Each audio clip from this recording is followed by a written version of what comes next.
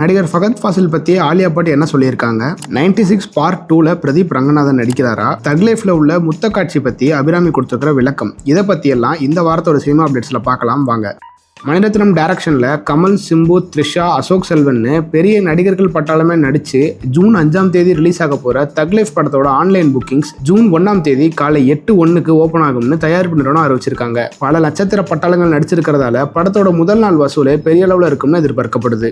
நடிகர் ஃபகத் ஃபாசிலோட சேர்ந்து நடிக்கிறது என்னோட விருப்பம்னு ஆலியா பட் தெரிவிச்சிருக்காங்க. ரீசெண்டா ஒரு இன்டர்வியூல பேசின ஆலியா பட், நடிகர் ஃபகத் ஃபாசிலோட நடிப்பை ரொம்ப மதிக்கிறேன்னும், ஆவேசம் அவங்களுக்கு பிடிச்ச திரைப்படங்கள்ல ஒன்றுன்னும், ஃபகத் ஃபாசில் நம்ப முடியாத மிகச்சிறந்த நடிகர்னும், ஒரு நாள் அவர் கூட இணைந்து நடிக்க வேண்டும்னு சொல்லியிருந்தாங்க. இது ஃபகத் ஃபாசில் ரசிகர்களுக்கு ஒரு உற்சாக செய்தியா இருந்துச்சு. இந்த வாரம் OTT ரிலீஸா நெட்ஃபிளிக்ஸ்ல நானியோட ஹிட் 3, ஜியோ ஹாட்ஸ்டார்ல மோகன்லாலோட தொடரும் மற்றும் சசிகுமாரோட டூரிஸ்ட் ஃபேமிலி, ஆகா தமிழ்ல தேவயானியோட நிழற்குடை ஆகிய படங்கள் ரிலீஸ் ஆகியிருக்கு.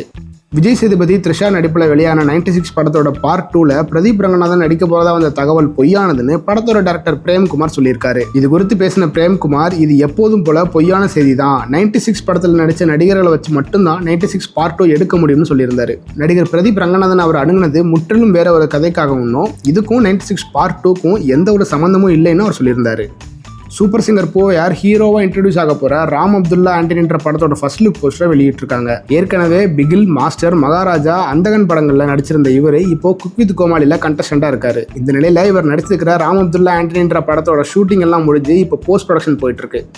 தக் லைஃப் படத்துல கமல்ஹாசனோட முத்த காட்சியில் நடிச்சதை பத்தி அபிராமி விளக்கம் அளிச்சிருக்காங்க. இந்த வயசுல முத்த காட்சியெல்லாம் தேவைதானு விமர்சனங்கள் வந்திருந்த நிலையில இன்டர்வியூ ஒண்ணுல அதுக்கு பதில் அளிச்சிருக்காங்க அபிராமி. அதுல பேசின அவங்க, தக் லைஃப் திரைப்படத்துல இடம்பெற்ற முத்த காட்சி ஒரு காட்சியோட முக்கியத்துவத்துக்காக வைக்கப்பட்டிருக்கணும். படத்துல சில நொடிகள் மட்டுமே வர அந்த காட்சி ட்ரெய்லர்ல வந்ததால தான் வைரல் ஆகி இருக்குன்னு சொல்லியிருந்தாங்க. கூடவே இன்னைக்கு முத்த காட்சிகள் எல்லாமே சாதாரணமாயிருச்சு, எல்லாருமே அதில் நடிச்சுட்டு வராங்க. ஆனா பிரபல நடிகர் ஒரு முத்த காட்சியில் நடிக்கும் போதுதான் அது சர்ச்சைக்குரிய பேச்சாவும் மாறுதுன்னு சொல்லியிருந்தாங்க. இது மாதிரி நிறைய சினிமா அப்டேட்ஸ்க்காக தினமணி சேனலை சப்ஸ்கிரைப் பண்ணிக்கோங்க. அடுத்த வாரம் சந்திக்கலாம். நன்றி, வணக்கம்.